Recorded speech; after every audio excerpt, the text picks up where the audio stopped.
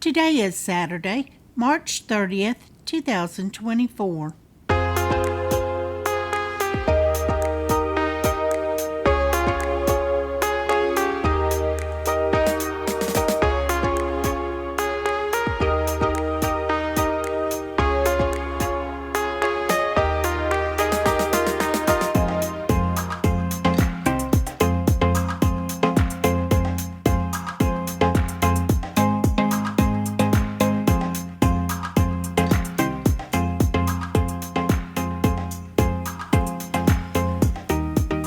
Welcome to the Survivor Fans Podcast. I'm Joanne. And I'm Stacy. And this is the listener feedback show for Survivor 46, Week 5. Two shows a week. We recap on Wednesday. We gather together on Saturday.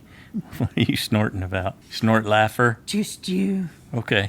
And we gather together on Saturday with the other super fans to check in and see what they thought about the episode. It is week 5, and I think the consensus is we finally got some action going. The doldrums of the unbalanced casting has come to an end. We're being set up to really ramp from here, but I'm anxious to check in with the super fans and hear what everybody's got to say, because I haven't seen or read or heard at all. So looking forward to today and checking the temperature of the fans to see what's going on, if they're ready to go. All right, let's start off with a call from Pete. Hey, Joanne and Stacy. This is Pete from Boston here. Wow, what an awesome episode. Finally, some solid gameplay and no goof-offs, this and that. And kudos to the purple team. So I'm going to let out a great big woo!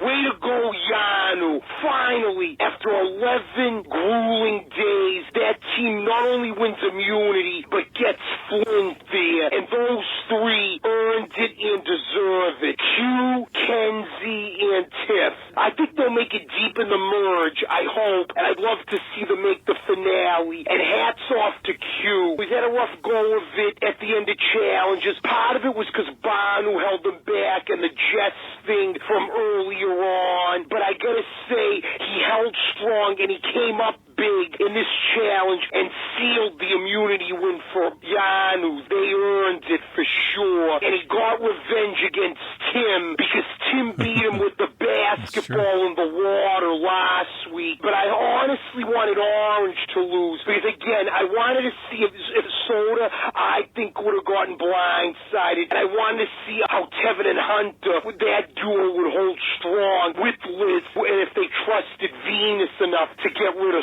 Soda. I think that could have been very good. But again, that team finished first. What else is new? And Hunter found the Beware advantage, but no Idol because they didn't lose. And he lost his vote. He didn't know the seasons in chronological order. But 45 seasons is a lot to know the names of each season. Green team lost. Guys, I feel bad for you, Joanne and Stacy. Your poor girl, Jem. I really thought she offered a lot there. She had a good strategy. I think she was good socially. Well, I guess not good enough because only Mariah didn't vote for her in the end. And it's a shame. She worked hard for that on Beware advantage, making everyone scramble there. And then she was able to find the eye without anyone knowing. But it didn't work, though. And again, it was Charlie and Maria that was the deciding vote. They joined Tim and Ben, and bye-bye Jem and the Idol. So you know something else will be hidden, because it looks like we got a merge here. And Jem, we got to hear her interviews, because I know she couldn't have seen that coming, or she would have played the Idol. But oh well, hats off to Jem. I liked her. We're ready for the merge, though. We'll see what happens with Q, him,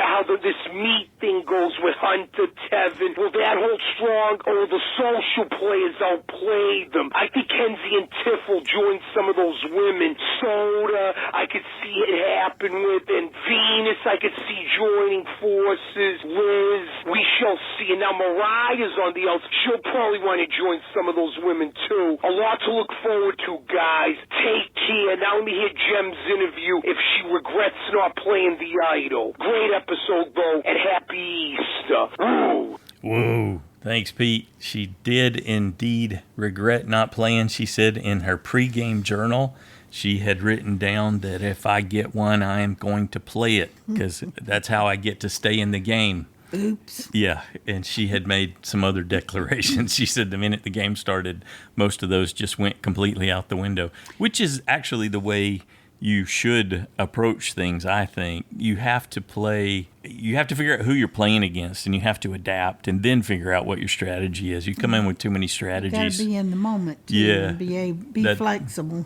That's just a mess. She did say that she was absolutely blindsided, too, and she had other plans, and it sounded like to me, after I'd gone through a few of the interviews, is that she got bored. She got bored because they were winning, that there was no, there were no challenges. There was no excitement.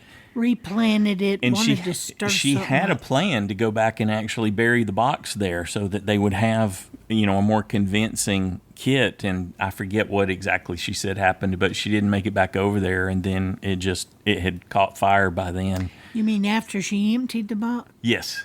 Yeah, that I was what. Certainly hope so. Yeah, probably not losing held them up from that perspective. Well, even though we lost our USB in Jim, it was a great blindside. So, it was. As a Survivor fan, awesome. Yes, definitely appreciated that.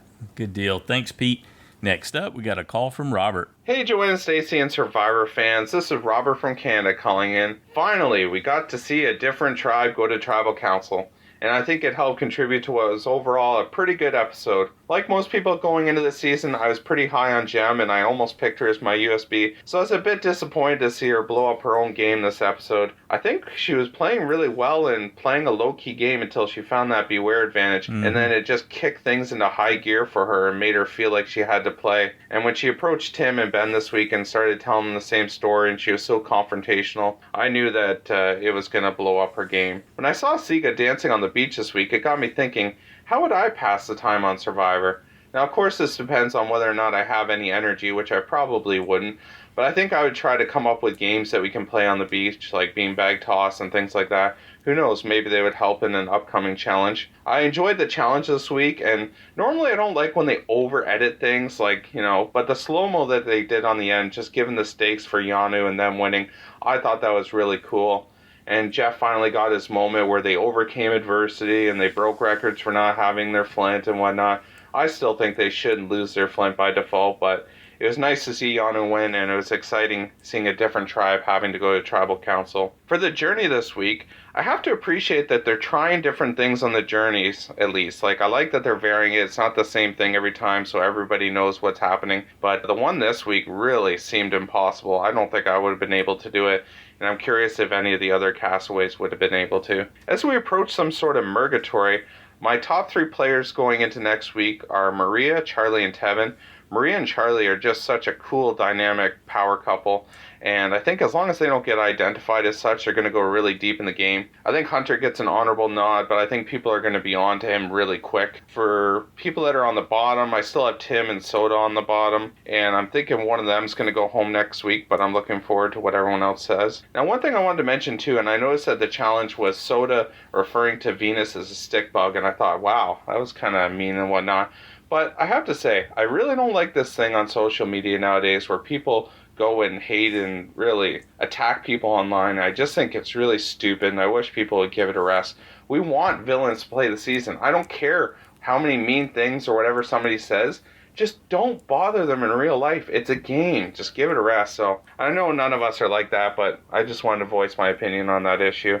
But anyway, that's it for me. I look forward to hearing everyone else's feedback. You guys just take care. Thanks, Robert. 100% agree with that, Robert. Yeah, I think Soda got blasted so hard this week she deleted her account or closed it. Oh, yeah. That's just, that's on crazy. Twitter, I think. Yeah. How does that make them better than what they think she's doing? Yeah. That makes no sense to me. Trolls don't follow that logic. They're just trying to steal energy from other people. Or fill up their life because it's empty. I mean, come on. Yeah. Do something else fun. Yes. All a right. couple more things from Jim's interview that Robert sparked there was that she said the discussion she was having with Tim didn't actually happen on that day before Tribal Council. That was something that had happened days before. That was editing, and they pieced things together to try to build that story stronger to make sense, I guess, once we got to see the outcome.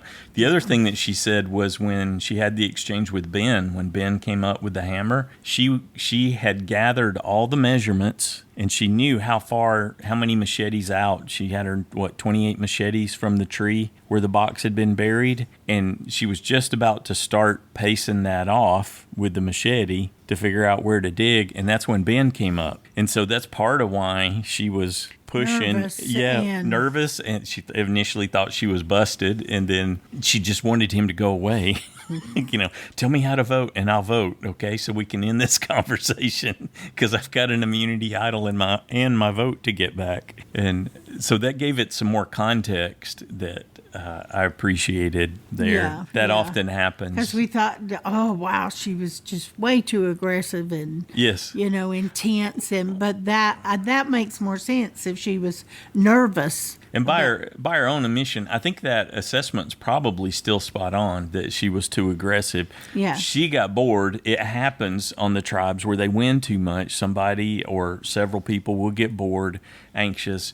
They want to play the game. They want to vote somebody out, but they don't. They're not losing. So they try to make things happen. Yeah, they just spark things unnecessarily. Whereas if she had laid low, then she probably would have been a lot better off. It wouldn't have made a case for her as much. Thanks, Robert. Next up, we got an email from Tara in New York. Hi, everyone. Finally, it started to feel a little like we were actually watching Survivor this week. Plus, I got a vote out point on my birthday. Congrats and happy birthday. Belated birthday. So I'll shout out a Big Pete. Woohoo! Sorry for your USB loss, Joanne and Stacy.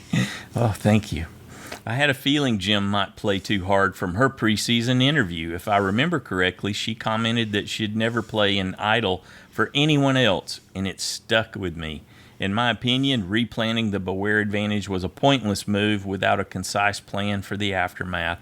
It seemed like she just wanted to create chaos with no end goal that she could control. Also, I feel like someone else besides Tim must have caught on to her since then. She held back while others were digging like crazy under that tree and then appeared to keep quiet while everyone expressed their frustrations. I know I would have been fuming in their situation, and she seemed too laid back. As soon as she announced that she wanted to go idol hunting by herself after Sega lost, I think her cover was blown. It didn't help that she was so confrontational during the few chats she had after running around for her idol. She just got bored and played too hard too fast. There it is right there. Good summary, Tara. I like the thought of the 6-person alliance that Q suggested at the Voyage, and it gave us more from Tim as well. I wonder if Tim told Maria about it when he returned.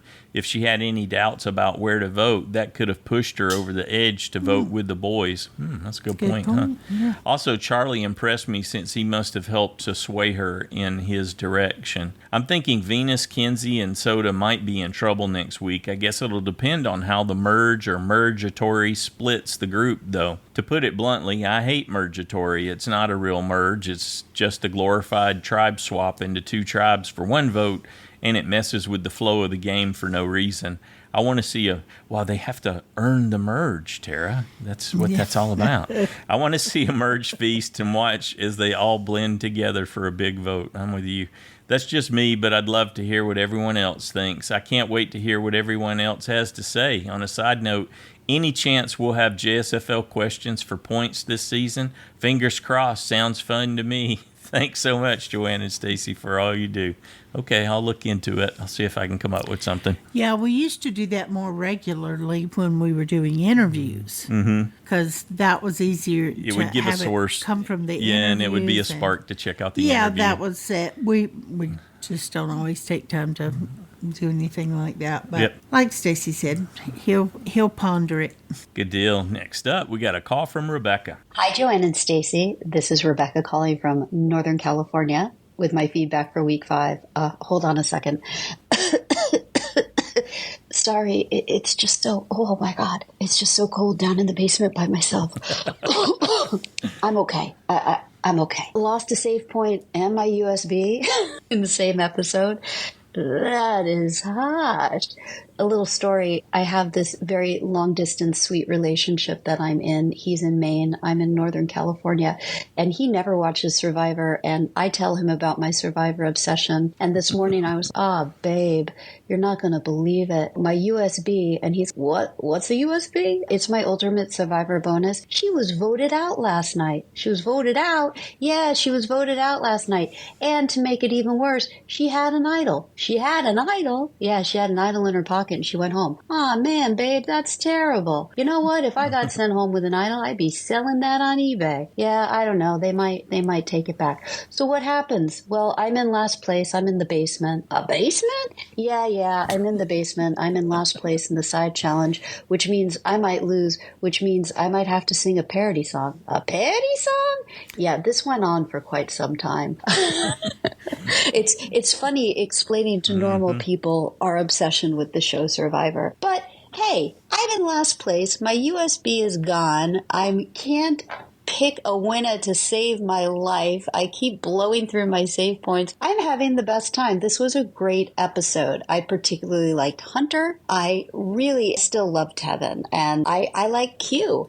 I love that they made this strong guy alliance on their journey. And it's going to be very interesting how it all shakes out for the merge. They all have the person they want to pull in. We kind of see where the danger might lie for somebody like Kenzie. But then I also think about Charlie, who really turned the game around and ran that vote. So is that going to be magnificent for him going forward? Is it going to be horrible for him going forward? He and Maria were running their tribe, and how's that going to be going into the merge? And how will it shape up, and where will they land, and all those good, wonderful things. I am really, really, really enjoying the season. And my condolences to you, Joanne and Stacey. I'm so sorry for your loss. And plus all the other, 500 people who had Jem as their USB. I didn't see that coming. I thought she was going to do amazing things. I am shook that she got voted out 5th. That's Survivor. You could be so good at the game and still just get voted out before the merge. She played too hard. I saw it when it happened, picked up a machete, started playing too hard, and she did not have to. She had an idol. She just could have gone light and easy into the next vote. She pushed way too hard. And our girl Jem went and made herself a target. And now, I'm shivering. I'm so cold and alone down here. Okay, I hope everybody has a great weekend. We're having a party. Our first party since the pandemic. It's called the House of Cards Party. I'll send pictures. I'm dressing as the Queen of Hearts. Bye. All right, good job. Playing as the Queen of Hearts. So, Rebecca, how do you feel about, was it Tara? I think Tara's theory of maybe Tim told Marie about it, and that was what influenced her and not Charlie. Yeah, because that exchange between her and Charlie seemed meh. It was either they didn't show us the significance, or because she didn't. They didn't appear to part with her making some clear decision. Yeah, sure, that's just by choice of the editing. But yeah, maybe it was some other information. Well, and that if Tim came back and tells only her and that, you're my person, I want to go, then she's like, oh, wow, okay. Well, then between Tim and Charlie, that's a tighter alliance maybe than I thought. And so maybe that's better than the girls. Yeah. Going into a merge and having a minimum of the 6-7 people with Charlie, Yeah, and you don't even have to tell anyone. Yeah. They can think it's just you and Maria. Exactly. But then you've got the 7th vote locked in, so you're in control and maybe eventually. They're hiding that alliance. Yeah. Even from Charlie. So. Yeah. So many possibilities. Excellent. Nice work there, Rebecca. Next up, we got a call from Rashmi. Hello, Joanne and Stacy and all my Survivor friends. I was so sad to see Jem go, so I have no words. I'm still wondering why Charlie and Maria were so determined to get her out, so much so that Maria also used her extra vote. I think that was a bit of an overkill because she could have used the extra vote for something else. Good to see the Yanu tribe win something and actually get fire, but that was a big damper for me to see my USB go. But let's see who does better. I really did like the way Hunter found the idol. And what's with Tim, who hasn't pooped in 10 days? My God, maybe he'll get medevac or something. I hope not. Saying that, waiting for the next episode, can't wait. Oh, my USB's gone. I'm feeling so sad. Okay, happy Easter, everyone. Cheers. And do eat lots of chocolate eggs. Cheers. Thanks, Rashmi. Stacy was just saying he may have to go get some. I may need to make a Cadbury candied milk chocolate egg run here. They have been on my mind. I see. Okay. Good stuff. Thanks, Rashmi. Next up, we got an email from Lisa Rae in the UAE. Hello, everyone. I was pleased that this was a week of gameplay and strategy. Amen. My heart went out to Yanu, especially Tiffany and Kinsey, talking about losing so much and how hard it has been. Quotable quotes: what will Yanu lose next? Our minds. I guess if you don't laugh about it, you'll cry. That's true. Venus following Hunter on his idol hunt was interesting. She finally left him alone and he found it. I was happy he found it. So Hunter found the Beware advantage and lost his vote. Then he went on the journey and he lost another vote. So this means he is 2 votes down? How will this work in the future? I don't know how that works, Steve. Some of those things cancel out at the merge. So that it may clear, the board may clear. Yeah. I'm curious to see what Nami is going to do in the merge. The longer the show goes on, the more disjointed they seem. Not going to a tribal council before the merge seems like a disadvantage. By the way, that challenge on the journey was hyper difficult. I could not have done it. So I guess I'm like Q. I'm a pretty big fan, but not a super fan. I was shocked when Q said he was ready to quit again. I don't see the gameplay or strategy in telling people you're ready to quit when that is not the case. I'm trying to see the reasoning for this, but I don't. Wouldn't saying something like that put a target on his back? Why did they show Tim saying, I haven't pooped in 10 days? That is something I did not have to know. But this conversation with the immunity idol gave me a giggle. Anyways, there was so much of Siga this week. I was excited. I may have guessed right on who was going to tribal council and who was going to be voted out. In my first watch, I did not see a Jim vote out. But in watching the episode a second time, I saw how aggressively she was playing. I must say the immunity challenge had me on the edge of my seat. At first I was thinking Yanu would lose and I thought, oh no, not again. But when they pulled out a win, I got tears in my eyes. Loved the use of slow motion at the end of the immunity challenge and the musical score underneath that heightened the emotion of it all. I enjoyed this episode and am looking forward to seeing what will happen in the merge. I'm eager to hear what you all think about what will happen. Venus may be an easy vote, but they may go with a bigger perceived threat, like Kinsey or Ben. I guess we'll see. All right. Thanks, Lisa Rae. Yeah, the Q thing was a setup.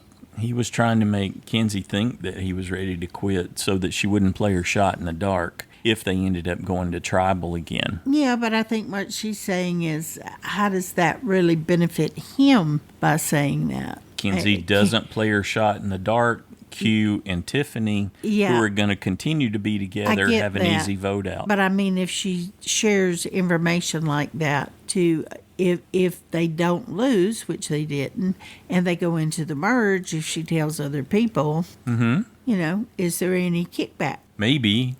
If it comes back to Q, he goes, well, I'd recommend you not believe everything you hear. Things aren't always what they seem. So you're saying, no, you don't think there's any disadvantage to it? There's certainly a possibility. I think it's low in that scenario. All right. Thanks again, Lisa Rae. Up next, we have a call from Chris. Hey, Joanne and Stacy. Hey, Survivor fans. Boy, what another great episode. Good job, producers. You fooled me with a Q conspiracy. I picked Q to go home, and you let me believe that it was really going to happen. Oh well. Enjoy the show. Former Jim fans, hey, let's all enjoy a group hug out before the merge. So well put, Joanne. And Stacy, this is going to be great.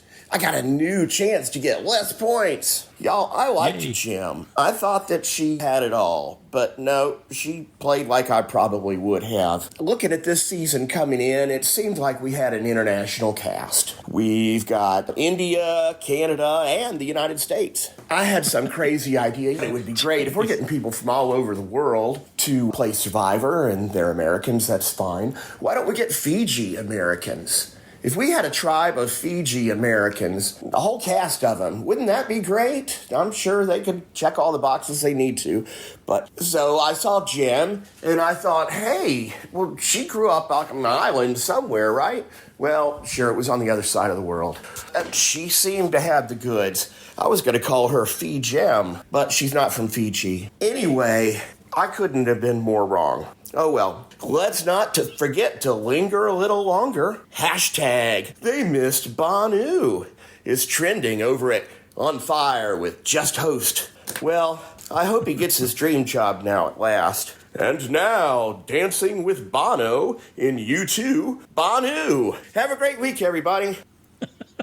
The visual of that in the Sphere too, right, Chris? It's all he's dancing down there in the Sphere now in Las Vegas. Good stuff. Next up, we got a call from Anderson. Hey, this is Anderson from North Carolina calling in. I'm kind of new to this. My thoughts on this episode: Yana finally got a win. My USB Venus is safe. I didn't expect her to make it this far since she lost Brandyn. And I actually am going to pick Soda to go home next week. Guess that's it. Peace out from North Carolina. Awesome. Good job, Anderson. Maybe next time a more quiet room, and I think you'll have it perfect. Yeah, we had a little background noise there, but excellent. I enjoyed your analysis and your prediction. I think that's a distinct possibility. Next up, we got an email from Jack in California. After the last 3 episodes, this one changed the speed and direction of the game a little bit. Yanu had to have been really strong to survive 10 days out there with no flint or warmth, and I'm impressed with their spirit for hanging in there, definitely. We walked outside to look at something yesterday while it was raining and got a little, just barely sprinkled, and all of a sudden we were chilled. And I was like, I'm freezing. My shirt's damp, just a little bit up at the shoulder, but it's freezing me, and I have to go change. She was shivering. And I'm like, I need some socks. My feet are frozen. So we took a minute to think back to how hard that must have been for them. And I just got sprinkles while I went out to grab some lemons. Pull 3 lemons off of the tree. Yeah. Yeah, definitely impressed with their spirit for hanging in there. I'm also quite happy they finally got the well-deserved win at the challenge. That is not a historic record that I would be proud of, but it is one for the Survivor history books. I still don't quite know what Jim's thought process was in moving the Beware Advantage clue and have someone else find it and go on a wild goose chase to try and locate the idol. However, this episode did clear it up a little bit for me. The task that Jim had to do to get the key for the idol was crazy. I was never that good at math, but to have to go and measure specific widths and things around the camp and remember them would have been a challenge for me. The conversation that she and Ben were having while carrying the machete and hammer was a fun thing to watch because of how they interacted with each other. I feel like Jim leaving was the best way to go for this vote out, and I believe the last listener feedback show I mentioned that I think she could be in trouble, but I didn't follow through with that and went with Tim as the vote off this week based on the Facebook page. Well, there you go. So far, I'm glad that I've chosen Hunter for my USB. He's playing a really solid game, but that also makes me worry about the merge and his life out there when it comes to the individual gameplay. The memory challenge was really cool to see and try to match the chronology of every season up to a specific season from the first 20 seasons. I feel like I could possibly do well with that, but I feel that I would also probably fail at the task. I would have to have a fairly good memory from the past seasons and what the logos look like. Hunter's 8 out of 20 isn't bad, though.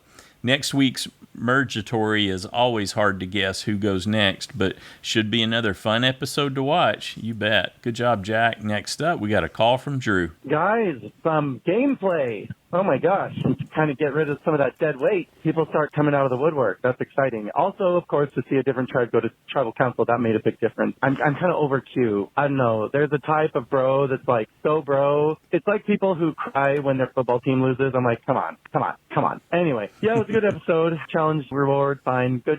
I was just glad to see more people being featured, and I feel like honestly the balance has been okay so far. Of course, we've had heavy features on Banu. And by the way, I've been trying to think of some way to incorporate a joke here about something Banu said last week, because I totally forgot to mention it in my feedback. But I'm just going to say it. Am I the only one who caught maternal father when he said he was abandoned? Sorry, sad story if it's true, but maternal father is not a thing, because maternal means on your mother's side. So I just really wanted to point that out. So I kind of thought someone might mention in the feedback, so then it was incumbent upon me to do it. But yeah, it's unfortunate what happened to Jim. I feel like it's a real bummer she didn't play her idol that I kind of think it would have been the end of her game anyway if she did, because then people would have realized that she had it all along and that she'd been completely lying to them, which, I mean, I think she did a pretty good job at it. I just think that it didn't play out in her favor like she thought it would. So yeah, look on the hunt for a new USB, but at least she wasn't out first or second or third, or yeah, I guess she was out fourth, right? But it's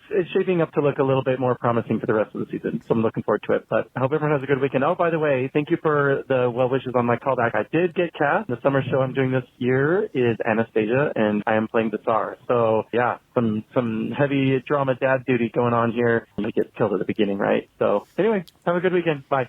All right. Congrats, Drew. Yeah, good deal. Spoiler, huh?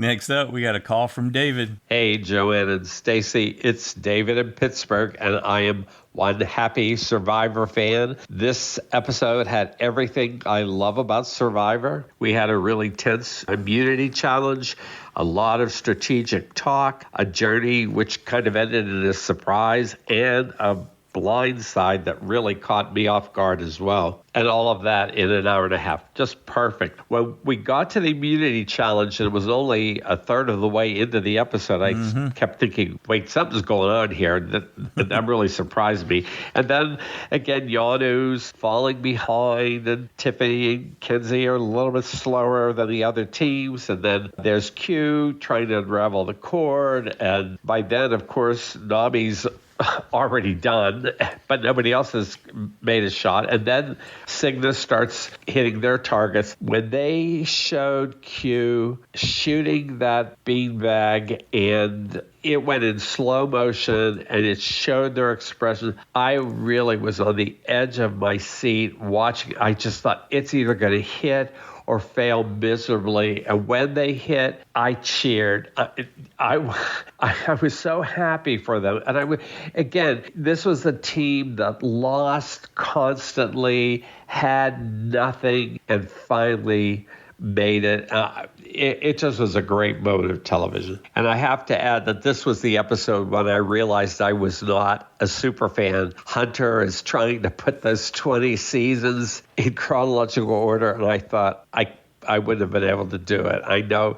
I mean, I've watched every season at least twice, some more than that, but I wouldn't have been able to do it. So I'm giving up my status as super fan. I am a fan, but I couldn't have done it. I was also surprised by the way Jem played. She had so many advantages, but her play was not necessary. Rehiding the clue and then cross-examining Ben and Tim. She didn't have to do it. All she had to do is stick with her original alliance and go along with them. And I think she was playing games, overconfident, and she was her own worst enemy. So now we're left with Tiffany and immunity, Tevin an extra vote, and Hunter with 2 no votes and a possible merge ahead. I'm repeating myself, but I just thrilled with the episode. Looking forward to next week's. Talk to you guys then. Bye. Awesome. Thanks, David. Next up, got an email from Thomas in Toronto, Canada. Well, this was a much better episode episode, and it was nice to finally see another team go to tribal council. I don't really have much else to say, but my mom and I thought that it wasn't as shocking who went home, as they seemed to really be behaving erratically before tribal council by asking multiple different people who they wanted them to vote for. All right, thanks, Thomas. Up next, we have a call from Parker. Hey, it's Parker from Indiana, and I didn't leave feedback last week because my mom said if you don't have something nice to say, don't say anything at all. And I didn't really have anything nice to say last week. But this week, Survivor's back. We're back. This isn't the Banu pity party anymore. People are playing Survivor. It's great. It's amazing. I love it. The moment in the challenge where Yanu won immunity was incredible. Absolutely incredible. Sometimes when you have a slow-mo moment like that, it doesn't always go their way. Somebody posted a montage of the slow-mo moments and challenges where it's like the last shot, and there's the one in Philippines where Jeff Kent just barely misses their last pot that they have to smash, and then it flies back and smashes the pot, and then Matt Singh loses again. And then there's another one in Survivor 41 where it's the same slingshot challenge, and it's a slow-mo shot. Ricard is shooting the last target, misses, and then Nasir gets it, and then Yua loses again. So it doesn't always work out. Even though it was a cheesy moment, and you're, oh my gosh, are they about to hit it, or is it going to be like really, really cruel? And in that moment, you're assuming, yeah, they're going to hit it. Why would they just have them lose and give them this epic slow-mo moment? But it's happened before, so you never know, really. But it was amazing. I'm so happy for them. I did think that Nami was going to lose. I had Soda as the vote out. When Siga lost, I was a little worried because I had both Ben and Jim safe. So either way, I was losing a safe point. But you know what? It was worth it. And I really liked that Jim went. Even though I had nothing against Jim, I think she was a pretty interesting player, although she played really aggressively in this episode. And I'm really curious why we didn't see anybody comment on the fact right after they lost the challenge. I'm going to go look for an idol. I think we should all be looking for idols right now. What do you mean? There's no idols in the new era pre-merge. There's only the Beware Advantage, and they've all been looking for the Beware Advantage, and they're pretty certain somebody hit it and moved it. So what are you looking for? Immediately, that's alarm bells for me if I'm one of the SIGA members, and we didn't see anybody say anything about it, but I have to guess somebody did, because that's just so weird for her to just say. How are you not thinking about that? There's not just idols out there anymore, which that just boggled my mind. She played super aggressively, and I think she was just hyped up. She found the advantage. She has the vote back, has an idol. She was, I'm ready to go to tribal, I'm ready to do something, but she just played it way too hard. And Ben is starting to get a really good story going on. I don't know if it's quite winner edit. The past couple episodes, he's been a shining light in the dour moments. He's really optimistic, and we've seen nothing but good things about him in the show. Now, in the secret scenes, he's not connecting well, he's not wanting to strategize, but the secret scenes don't matter. They're not in the episode for a reason, because they don't really have that much impact on the overall story. So, Great episode, and I'm looking forward to Mergetory, even though it's Mergetory and it's gonna suck, but I'm still looking forward to it. All right, that's all I got. I'll see you guys next time. Thanks, Parker. Yeah, at least with the Mergetory, they get through it in one episode now. That initial idea of stretching it out over two was just horrible. Next up, we got a call from Shahin. Hi, Joanne Stacey, North Survivor fans. Hope everyone is well and safe. I thought this week's episode was the best so far.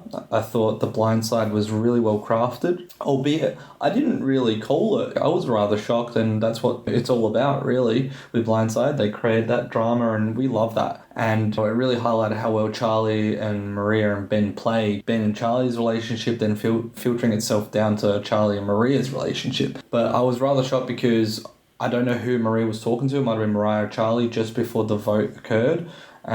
Maria had said that I don't have a relationship with the men and I'm going to stick to my vote. And that really shocked me that she was willing to do that, and obviously burn her advantage because I think she felt like it was the right time to get rid of it. They probably knew they were heading into a merge, so that was the right time to get rid of that because there's so much clarity in the game. Everyone will know that she would have had it. That just really shone a light on for me and underscored how important that relationship between Charlie and Maria is. So did a really good job. Speaks to me again about how little blindsides we do see in the modern era. I feel that. I don't know if it's just me, but I feel like we don't see as many of them as we did from seasons 1 to 40.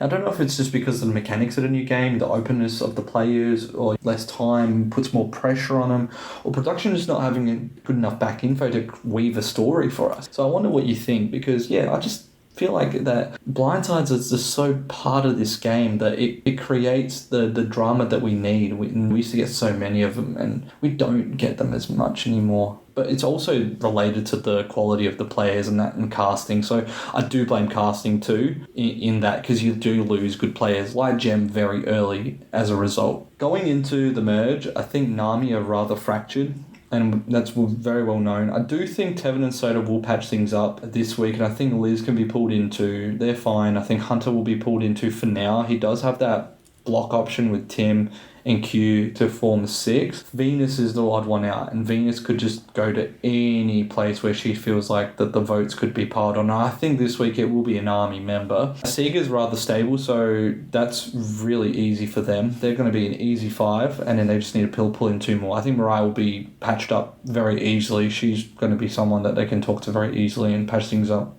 this week. Yanu's the interesting one because obviously there's the least amount of tribe members from that tribe. I think that those 3 will stick together for now, but I do think that the way that they've forged it for us this season, Tiffany seems to be the pivot between the 3, and I do think she'll end up being Mackenzie, I feel like Q himself will take himself away. So if I had to put my vote on someone this week, I think it's going to be Soda, actually. I feel like Soda will go. And just a weird little tidbit, I wouldn't say tidbit, but a bit of information. I did get my 5 points last week, and I don't know why, because when I go into the points for last week in JSFL, it says I never put my votes in, but I got 5 points, so it must have just carried on for the week before. I did not know that, and I feel really good because I'm in the top half now, so that's great. Thanks for all that you do. You've never read the rules. Yeah, if you don't make your picks, they'll roll. It'll just keep the same ones. Only up to 3. If you let them roll 3 times, you'll be dropped from the game. Yeah. Because the it's set up so that it thinks you've quit. If you don't make your picks, it'll roll over a couple of times, but don't push it past that. Yeah. 3 in a row, you're out. All right, thanks, Shaheen. Oh, you need to answer his question about... Oh, the blindsides? Yeah. Well, I was thinking there were a ton of blindsides in 42. There was different calibers of player in 42 for sure, with Omer and High and Drea, and there was just so much gameplay in 42. So I don't know if it's completely missing. We got some. I feel like we got some blindsides in 41. 41 was just kind of a figure it out, it's a mess kind of thing. And maybe not as many last season. That's what you're feeling. And then we just got this one. So. Well, I think most people are blindsided when they get when they go home. No, not necessarily. I don't think. I'm talking about what I believe, not what you believe. Okay. That I think most people are blindsided. Some of them see it coming. They know it's a possibility. But a lot of them's like, oh, it's me. We did all those interviews where people are like, yeah, I had an inkling because people stopped looking at you. And so they're not surprised. They won't meet your gaze. They won't engage in a longer conversation just before tribal. Jelinski thought he was solid, so he was blindsided. Yeah, but that's more on him than anything else. Well, so. I think there's very different when it's they're blindsided and we get blindsided, like with Jim. Yes. Yeah, that's a good point. 12 people didn't, but the rest of us were kind of blindsided by that. Yeah, there's different blindsides. There's blindsides of the audience, then there's blindsides of the player that got voted out. Yeah. So. Well, in Mariah, she got blindsided. Yeah, she did. It's going to be interesting to see how she reacts to all that because she just got a wake-up call that I am not Maria's not who I thought she was. If that was my tight tie, there is no angels. Oops. Yeah, so No more I'm Charlie's Angels. looking forward to seeing how Maria handles that, and then of course too how Mariah responds, because you hope that she just really lets it roll. That she doesn't get too hung up on it. Good stuff. Thanks for the question, Shaheen. And I agree with you that it's probably more a reflection of the players. Like last season was there were so many bad players. Anyway, moving on. Next up, we got an email from Liam in New York. Hi, Joanna and Stacy. It took me 17 years to send my first listener feedback, and here I am again, a mere 1 year later, sending a second. All right, you got a rhythm. How's that? We'll go with that. First, it was a joy to watch this week's episode where all the players were there to play. The first 4 weeks were painful to watch, mainly because of Banu. Stacy, your mention of Johnny Fairplay, well, that was you, wasn't it? Did I mention Johnny Fairplay? Oh. Well, whatever. The mention of Johnny Fairplay last week led to an epiphany I want to share. For most of its history, Survivor has thrived on villains and the conflict they bring to the screen. In the new era, Probst says he doesn't want to cast villains anymore, but because he perceives that the show needs the same kind of conflict, instead of casting villains, they now cast hapless losers who have no chance of winning and generally serve to enrage the audience the way the villains did in the past. That's okay. I see what you're going with there. That's interesting. I know they run psychological tests on the players as part of the casting process, and I have a feeling that they now cast players who suffer from Dunning-Kruger. If you're not familiar with Dunning-Kruger, it's a syndrome where people with limited competence in a particular domain overestimate their abilities. My wife is a professor who sees it all the time. Low-performing students who do a minimal amount of work yet are shocked when they fail. Those students always expect an A, no matter how poorly they perform. I don't want to get too deep into the weeds here, other than to say that the casting of people like Banu and Jelinski is very much planned. Their massive incompetence in the game makes them the new Russell Hantz or Johnny Fairplay, the players we love to hate. And Jeff gets to claim he is not casting villains. Just my 2 cents. As always, I look forward to hearing the feedback from the other super fans. Thanks, Liam. Very interesting. Yeah, did he go for that type? Start emphasizing it more, because those types have always been there, like Debbie. Yes, but now they seem to be putting them on one tribe that gets loading decimated. them all in one. Same thing. Even though that's true, it didn't turn out so bad for Jam Jam and Carolyn and Carson, but and so hey, Kinsey Q and Tiffany may be good, but that's the second time it's just started decimating the tribe. Well, to get those last people season too. out. 44 you're talking about, and 45. Remember Lulu Losers? Oh yeah. So, if you take what Liam's talking about and you say you load the wackadoodles on one tribe, then there's more chance to get the worthless wackadoodle TV moments. But why not? And the adversity that tribe faces, so that you get your TV. That's okay. But if say you put one of those players on one of the 3 tribes, so that they're not all on one everybody tribe. gets a wackadoodle.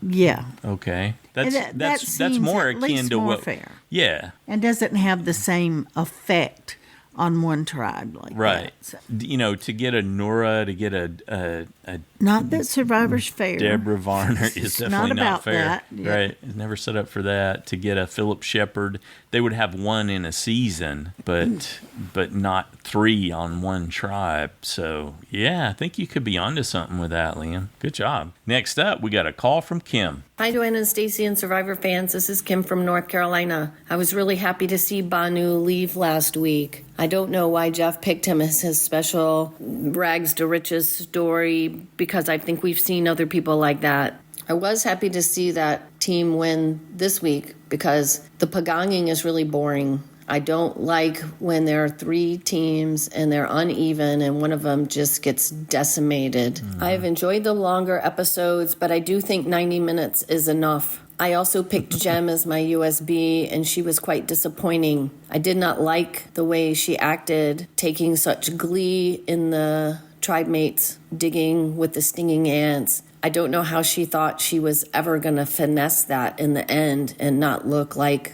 a complete jerk, which she looked like a complete jerk. Hunter's play in the challenges is really fun to watch, and it's going to be interesting to see if he and Q and Tim can turn their little journey into something that helps them survive after the merge. I'm looking forward to next week. I think there are a lot of good players in the game. Soda, Tevin. I like Kinsey. I really like Tiffany. I like Maria, Charlie. I'm enjoying this season quite a bit. I look forward to hearing what everybody else has to say, and I'll talk to you next week, I hope. Just want to quickly add that I did not like it when two people basically bragged about not being able to do math. I'm impressed by Tim's ability to suss out what's really going on, and I'm wondering if in the long term, Ben's strategy of playing for the near future versus the end game will work out. I think Mariah might be looking like that person in the middle who could go far. Bye again. All right. Thanks, Kim. Good job. Next up, we got a call from Brandon. Hey there, Joanne and Stacy. Brandon from Indiana here with my feedback for episode 5 of season 46. Not 47. Not going to sing this week, but I just feel like I can say it feels like we're back. That was a fun episode of Survivor to watch all the way through. It has all the elements of Survivor that I generally like. There's like a minor annoyance for me with the journey and the way that continues to just force people to lose their votes. Yes, it's a doable challenge, kind of, but also I felt like it was unfair that they didn't give you 20 actually sequential logos. And I feel like if you do that, that gives you a little bit better of a chance if you're just trying to think through it the way that Hunter was thinking through it and just thinking about different things and where different players would have had to have been before they were on other seasons and such. But instead, they just kind of pulled random ones out and didn't have them in there. And then you're just like, okay, put them in chronological order. I thought that was just, I don't know. I would never have been able to do that. I don't pay that close of attention to the logo, I think. Maybe that's because most of my viewing now has been during the new era with the more boring logos and with just watching stuff back on Paramount Plus. I did think that it was wild to see Jem go, specifically in the fact that it kind of revealed that maybe Tim has a better game than we've been shown so far. It feels like we got that little bit at the beginning with Tim being the paranoid guy that's already talking about the Girls Alliance right away, to now where it feels like maybe people have been taking him seriously, whereas it didn't seem like anyone would take that seriously in the earlier episode. But I do wonder if the whole Tiki Man discussion is foreshadowing for a possible issue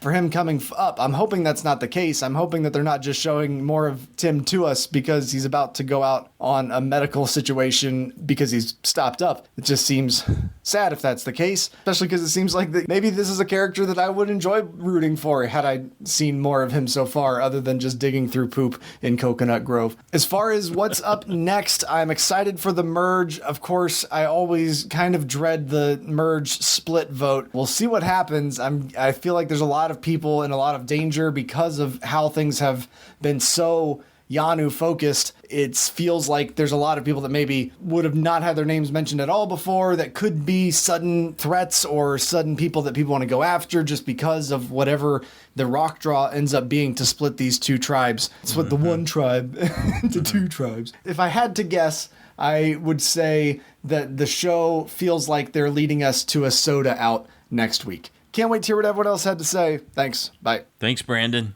Yeah, there's definitely feels like there's a lot of pull in that direction, doesn't there? Next up, we got an email from Justin in Michigan. Hey, Joanne and Stacy and all the Survivor super fans. Now that was a solid, well-rounded episode of Survivor. We got to see a decent amount from each tribe with some strategy and alliance insights. That really helps lay out the different options as the episodes go along and keeps us guessing just how we like it. Jim had a lot of potential, but was already playing like they were well into the merge. That aggressive gameplay too early on rarely works out, but it was fun and exciting to watch. I have Soda going next week, but I'm only basing that off of a slight hunch and have no idea how it will all shake out. I'm happy to move back up to the first floor of the side challenge for at least another week. Man, it sure is cold and wet down there, like Janu's camp was. Oh, excellent. Looking forward to what everyone else thinks. Thanks for everything. Happy Easter to all. All right, thanks, Justin. Up next, we've got a call from KimJ. Hey, Joanne and Stacy. It's KimJ from Nashville. I wasn't planning to call in this week, but then my USB hunter totally disappointed me in the logo sorting challenge. And I had to call in and rag him a little bit because you asked on the podcast last week, like, what makes a super fan? And to me, like, my husband watches every week with me, and then he tunes out our Survivor until we watch it again the following week. He couldn't, no way in the world, put those logos in order, and he said as much. I, however, listen to multiple podcasts, participate in subreddits and what have you. I used to collect Survivor buffs. I am definitely a super fan, and I would have put that logo thing together in 2 seconds. And I know you guys said that you didn't feel like you could, but I feel like you guys sold yourself a little bit short. I feel like after covering, oh my gosh, what is this, 36 seasons of the show, I feel like you guys could have put it in order as well. Maybe I'm wrong, but I feel like any super fan could have done that. And for me, like, that's the difference between a casual fan and a super fan, or an enthusiast and a super fan. I didn't watch the seasons in order either. I used Dalton Ross's season rankings and RHAP season rankings when I went back and watched all of my seasons when I got caught up with the show back in the 30s. But I still know the order. Okay, enough about that. The other thing I wanted to point out was Jim, I guess, is one of the people on the show who her husband is a super fan, but she's not really. And I thought it really showed kind of in this, not just in this episode, but the whole hiding the beware advantage without a decoy idol just made no sense to me. I feel like she would have been better off if she had just not hid the beware advantage again, because she said to get the scent off of her. Did people think that she had it? I've never really been clear about this tribe of why she was at the bottom. If she really was at the bottom, did she put herself on the bottom? And in two 2-hour episodes and multiple 90-minute episodes, I feel like I should be a little bit more clear on that. Very glad we're getting a merge next week, because I do feel like the season has dragged just a little bit. I do find myself rooting for Q and Tiffany and Kinsey, kind of like I rooted for the Tika 3, just because they have been through so much as a tribe. But also I think because we've seen so much of them, and so I'm just more invested in them than I am in some of these other tribes. So I'm definitely hoping that we have kind of a situation. They remind me almost of the Lausanne 3 also from Cagayan, Cass and Spencer and Tasha. Like, when they get into the situation with other tribes, and these other tribes are trying to like blow themselves up, and they find that all of a sudden they're in the power position. So that's what I'm looking forward to. Okay, thanks so much, guys, for including me this week, and I can't wait to hear what everybody else says. Thanks, KimJ. I think that's one way you could demonstrate that you're a super fan. I liked your other criteria too. Basically, someone who's they don't turn off when the show's not when the show's done, when that episode's over. They're thinking about it. There's just so many ways that you can be a super fan, but it's I've been trying to think of how to I don't think it depends quantify on and express if you can, put that in order or not. No, but I think that would be a great demonstration of how invested you are in it, and that's really what the super fan is about. It's like, how invested are you?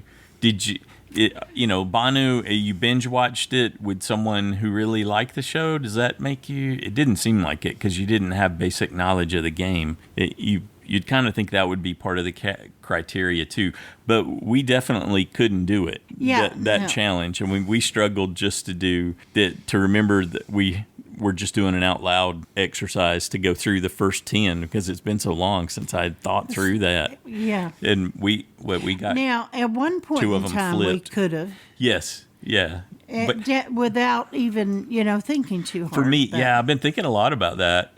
too. It's like, well, when did I lose that ability to do that? You and don't it was, remember a lot of things. Well, there's that too. But the 20s, the 20s were so awful. There's like 2 good seasons in the 20s, in my opinion. And so that's when we started losing it. Rehashing those seasons that I did not like. It's like, I don't really, I would prefer not to remember much about Redemption Island.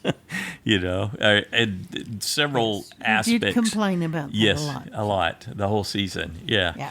And then it was just like one after another. It was just bad premises, bad casting.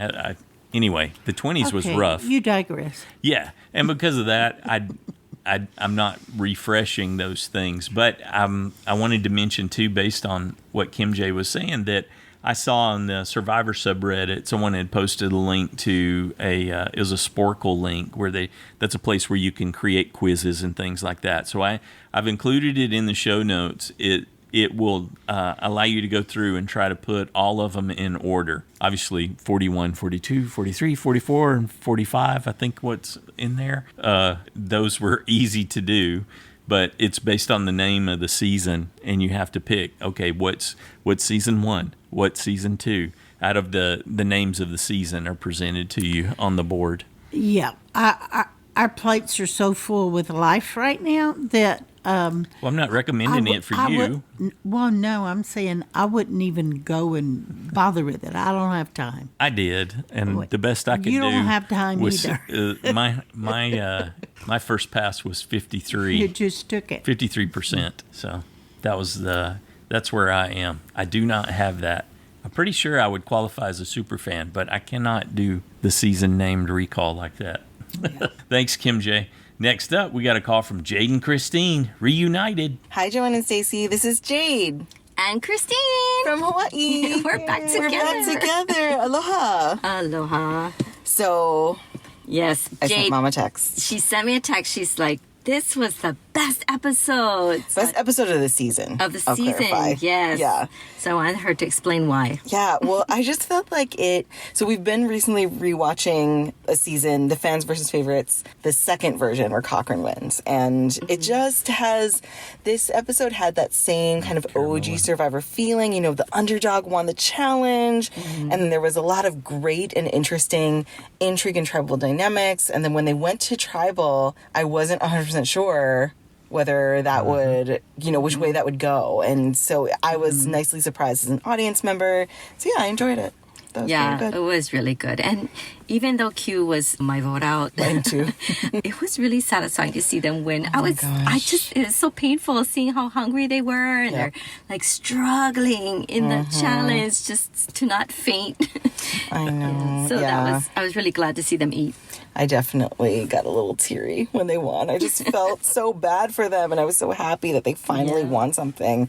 But then Jem. Yeah, my USB.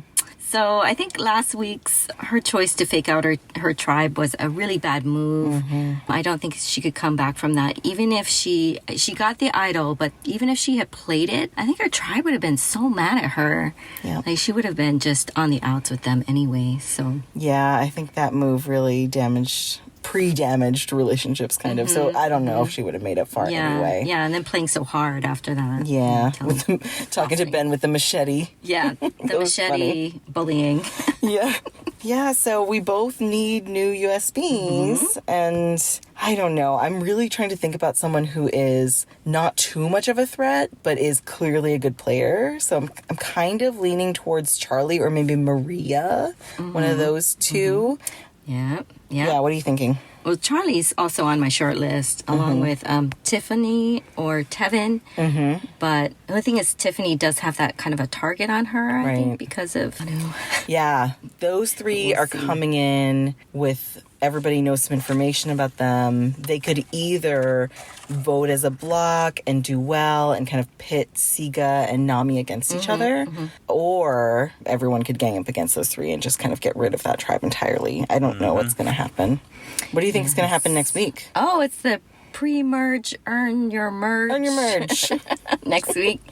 It'll be fun. It'll be fantastic. We're so looking forward to next week's episode and hearing what everyone else thought about this week's episode. Yes. Thank you. Reunited, and it feels so good. All right. Great to have you two back together. Good job. Can you imagine what it would have been like if Jim had played the idol and then Jim and Mariah are looking at each other as Ben exits tribal council? Would it be Ben, or would they be so upset with Maria? No, they voted Ben. If she played they her voted idol, Ben. Ben would have been gone. Okay. The Jim and Mariah votes would have counted, and Ben. Don't know what I was thinking. Charlie, Maria, and Tim would have been staggered. Jim and Mariah would be looking at Maria and going, "You didn't vote with us?" Yep. That probably actually would have been even more interesting. I kind of wish that had happened. Of course you do. Well, not just for the keep the USB, because yeah.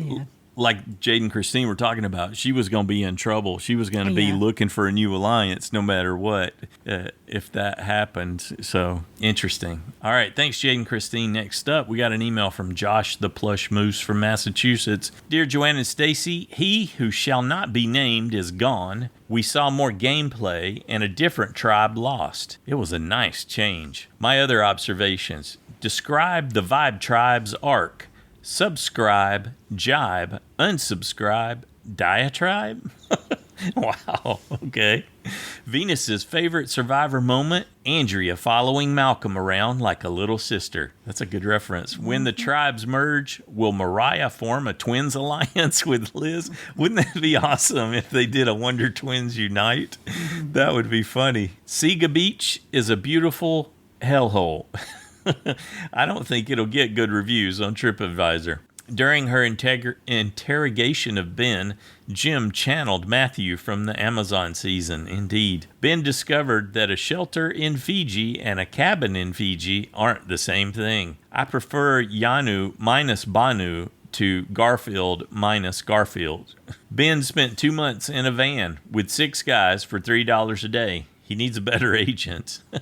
Sega can't vote out Jeff. He must have the God idol. When Ben starts naming songs by Kiss, you know he has a bromance with Charlie. The Fijian tree warden has a warrant out for the Sega tribe. Jeff is becoming a grumpy old man. Soon, instead of the tribe has spoken, he'll say, "Get off my island."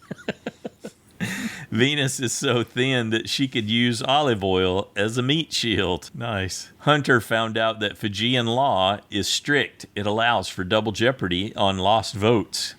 Yanu's tarp leaks. Of course it does, because Yanu. That's great. Q will pass out or die before he quits. Good thing Jelinski was at Sweat to save him. Tim asked Tiki Man for answers. He has it confused with Zoltar, the fortune teller. Jim giggles when she lies. I think I'd like to play poker with her. Q's slow-mo shot needed to have Chariots of Fire playing in the background. That would be a good recut edit. Yanu wins Flint, so now Jeff gives them a food reward that doesn't require cooking. Oh, I didn't even pick up on the irony of that. I didn't That's either. great. Is it me, or is New Era Jeff a sarcastic name-calling, insincere, bag-stabbing meanie? I like that summary. That's perfect. That would be a great t-shirt. I wonder if 3 days of fruitless digging affected Sega in the challenge. Good point. The Bro Alliance is for couples only. Teacher Hunter knows that 8 out of 20 isn't a passing grade. Yanu's favorite children's book is If You Give a Moose a Muffin. I would have aced the logo game if they started with season 41. Yes, exactly. Kinsey explodes when she's happy. Kinsey explodes when she's happy. That sounds messy. I was afraid that Yanu would break their flint while finally making fire. I thought that too, but she had really good technique. I was thinking the same thing. Don't chop it. Don't chop it. Jim dreamed of finding an idol. Mission accomplished. Now it's time to go. I'm glad Survivor switched from paces to machetes for measuring distance. Tim grilling Jim is good, but Jim grilling Ben is bad. Double standard much? Sega's off the rails on the crazy train. I wonder how Taylor Swift would describe it. Did Ben's lie about having a vote or advantage cause Maria to play her extra vote? Interesting. Okay. The tribe that aqua dumps together clumps together. That's awful. I think Jen's going to really enjoy that one. Jim learned that the game is not fun when you get played. Indeed. On Sega, when the chips are down, there's no more salsa. That's perfect bad dad level. Jim left an idol in her pocket. It zips, so taking the idol out was too much trouble. Next time, it's day 12. Drop your buffs. Good thing Yanu finally got Flint. I know, that's cruel, isn't it? Anyway, that's it for me for now. Thanks, Joanna, Stacy, for all you do. Can't wait to hear what the other fans have to say. Stay safe, everybody. Thanks, Josh. Next up, we got a call from Jen. Hi, everyone. This is Jen in California. And that is the kind of Survivor episode that I like to see. So much activity on every single tribe. Finally getting to delve a little bit deeper and getting to know several different players on each tribe. And who could have predicted Jem being voted off? Not me, that's for sure. So taking it from the top, I can't imagine not having fire for 10 days. I mean, I know that there are other ways to start a fire than with flint, but those ways are tough, and when nothing goes right and you're not eating, those have to be some all-time low feelings. I'm going to go off on a little tangent about Kenzie's nail polish. It's not even chipped. After 10 days and all that water and sand and challenges, she should not have nail polish on her hands. Do they have a super secret island manicure station? I don't know. I paint my nails and it barely lasts me 5 days if I'm careful. And if I'm at the beach, forget about it. It distracted me to see it so perfect in confessionals. But anyway, back to some relevant topics. Over at Sega, Ben is becoming a target because he is so affable and fun to be around. During the salsa lesson segment, I was thinking to myself, Sega really needs to go to tribal council. It is a bit too much like summer camp there. And I had Tim as my vote off, so I had a little bit of invested energy going there. I thought that Jem was showing a little bit too much overconfidence, and I thought it was going to catch up to her. I just didn't think it was going to be the other night. I was impressed that Tim confronted Jem about having the beware advantage. So good on Tim. He had some suspicions there that were absolutely correct. And I know that I have revealed myself as a prude when it comes to talking about poop in previous listener feedbacks. So it should come as no surprise to anyone when I ask, what's with all the poop conversation? Aren't there other more important things to be highlighting and talking about? Maybe not. Maybe it's going to be relevant and Tim is going to need to be pulled from the game. I don't know. I'm getting that vibe. There was just a lot of focus on his discomfort this episode, so I don't know. Maybe they're walking down that road and we're going to see Tim medevac or something. Nami wins immunity again. Nami is a force. And I was so happy for Yanu finally getting their flint and finally getting immunity. That has to be the most wonderful feeling. Just like Q said, this is a feeling they haven't felt yet. And at the end of the immunity challenge, we got Talk Show Jeff. My least favorite Jeff. When Talk Show Jeff appears, to me it seems like we just get a lot of fluff and nothing that really drives the game forward. Anyway, on the journey, Hunter, Tim, and Q form a secret Final Six alliance. This is very interesting. It'll be interesting to see if it succeeds or just fizzles. And again, super shocker that Jem was blindsided with an idol. Hunter doesn't have a vote. I'm interested to see how they handle that with the merge. I loved this episode. I hope to see many more like it in the weeks to come. I can't wait to hear everyone else's feedback. Till next week. Thanks, Jen. Yes, I was thinking about that. The Coconut Grove curse. Yeah, because that is serious. You know, it can be funny, but it's actually quite serious. He angered the poop gods, the Survivor poop gods, a special tier in the hierarchy. Especially if they're eating it all. Yeah. So well, and that'll be how it plays out because he dug in the poop field so deep and was so aggressive about it. He has deployed the curse, and so he will be on the team that wins. And he will have the merge feast, and that is what took Joe out, essentially, was, remember when he got all that meat? He ate too much of the meat. Yeah, and then it was game over. It's like, not there for Aubrey, yeah. And who else was it? in Samoa. Bruce? Was it Bruce? Was that what Bruce went out on? I can't remember what his was, but do you remember is it Mick, the doctor? Yeah. In Samoa? Oh, Remember yeah. him? Oh, yeah, it was. Didn't he tell us that in the interview? Yeah. That's actually in the red carpet interview, right? I don't know. We might have been Or at was the talking to him at the hotel. Oh, okay. But he was he had was an issue. Detailed Yes. about it. He gave us the full 'Cause medical. he's a doctor. It was no big deal to him, and he was very much detailed about it. And who else? I think Randy Bailey He had was a a very story nice guy. for Ran- us. yeah, definitely. That was rough in Randy. Africa. Anyway, so yeah, it's been an issue with lots of other people that they don't always talk about unless it becomes a problem. So I think Jen might be onto something there. But okay, we're ready to move on. How do you like to all that poop talk, Jen? Look what you did. To It's a all call on you. from Paul. Hey, Paul, Louisiana here. Okay, I have to admit that I thought I was over the whole Banu thing, but there I was again with my blood pressure rising while the recap was going on. I did notice that they picked some of his least flattering moments, though, so at least that helped calm me down a bit, and luckily it was over quickly. After that, everything was fine for me, except for maybe losing my USB, but that's for later on. Now, seeing Banu again made me finally realize why Q wanted to keep him so badly. I guess it was all about his being outnumbered by the females, wasn't it? I had been so focused on how bad a player Banu was that I completely missed the bigger picture. But I will say that Q's acting dejected and wanting to quit was not only a great move, but a great acting job as well, because I really thought he was about to throw in the towel. And I really like seeing the whole tango dancing scene. It's nice to see just what these people do to while away the hours of downtime. But, I can't help but wonder if 30 years ago, when the two of you giggled your way through tango lessons, if it wasn't after watching Arnold and Jamie Lee tango in True Lies. Anyway, that knowledge test, oh my God.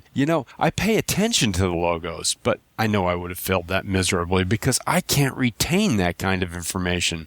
I would have gotten the first one, I know that, and perhaps the previous 2 seasons that had been played, but come on. For a time challenge, this was more like a final puzzle at the end of the amazing race before you head off to the finish line to win. I just can't help but feel that this was impossible for anyone to do with just one chance. Maybe Hunter should challenge Jeff to the same challenge to show just how hard that actually was. And I missed having 2 challenges. I was shocked when we went down to just 1 this week, but that'll change now that the merge appears to be here. I mean, it could be a shuffle, but to me, I'm leaning towards merge, which will make picking the next player going out another shot in the dark. No matter which it is, I'm picking a powerful player. Either Hunter, who's been noticed by the other teams, or Q, who, however, might be recruited into an existing alliance as a number. I mean, that can be a benefit of going into a merge or a swap as such a low number. You can sell yourself as a vote against one of the 2 vying dominant tribes. Charlie and Maria seem to be set in stone right now, so I'm not worried about them, or him. And Tim is just there, so I think he's safe. So yeah, Hunter or Q are my top picks for the next to go. I'd rather see Q go, and he's recently drawn attention to himself, so I'll probably pick him. You just never know, though. As for Jem's leaving, I don't think she played too hard so much as she made a bad choice. That reburying the idol did her in, and to be honest, after reading her exit interview, I was less impressed with her than I was going into the season. But at least I do get to pick again. So I'm not sure if I'm going out on a limb or not, but I think I'm going to pick Maria as my new USB. I get the feeling that she has real game in her and that I totally misjudged her. More than anything, I'm picking her because I think she'll be fun but restrained, unlike Jem was. So there you have it. Everyone take care, and I'll catch you next week. Bye. Thanks, Paul. Actually, we weren't even a couple when we took the tango lessons. That was either a fluke or fate because we both independently joined that class, and I think we had met maybe, but no, we hadn't met. Okay. Uh-uh. Anyway, we showed up to that class, and it was only Stacy, myself, and a married couple. And so, of course, we got kind of paired together. And then the married couple dropped out because they were going to charge more because nobody else showed up. And so they left, and they cut us a deal if we both wanted to stay. So we did. So it ended up for a little bit. And then everybody started thinking we were a couple because they would see us in their apparently taking a private lesson, which it wasn't. We didn't know. They'd say, your boyfriend. I'd go, who? I don't have a boyfriend. Okay, but that's kind of how we became us. Yes, that's certainly a part of it. Yep. Yeah. You're staring at the roster. What are you thinking? Just taking in what everybody said and trying to see how it might play out. The not bringing Mariah in means the Siga's not a solid 5, and Nami already wasn't a solid 5 because they had perceived Soda as a big threat. They could course correct that and maybe not do too much damage to pull together. But Venus she's just this wild card. She's a chaos element, not even really sure she's there to win. She's like there to do damage is kind of how she comes across. But will Q, Hunter, and Tim...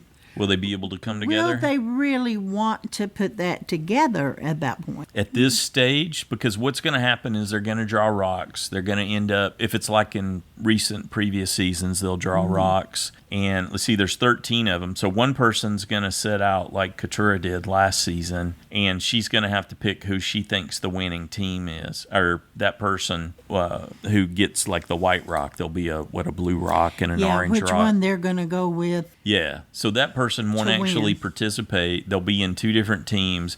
The winning team will get their merge buffs. They'll get a merge feast. And if that person picked that team to win, they'll get to join them.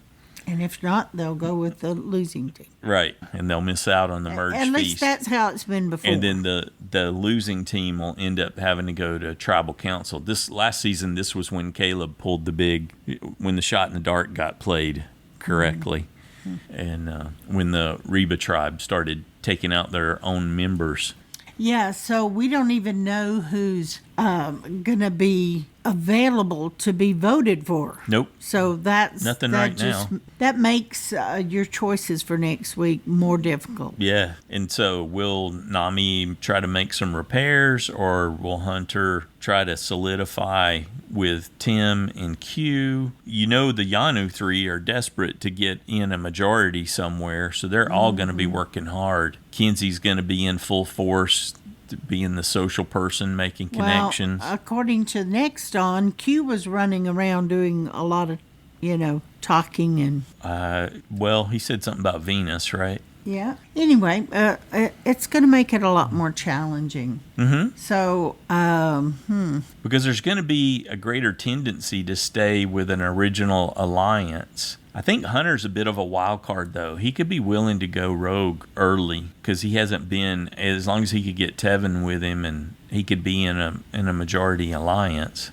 Yeah, and how tight are they with Liz? I don't think they would trust Soda or Venus that much. Well, they're worried about Soda because she's such a big threat, and she's going to get to... This is they showed that clip where most of them are all together under the shelter, where they're like meeting and talking when they all get to the Nami beach at first. So you got to think Soda is going to be kind of like a life of the party. She's going to be going gangbusters. Same with Kenzie. She'll be working her charm and making connections and figuring stuff out. And so, yeah, it's going to be interesting to see who's able to work through things. I think Venus could be annoying.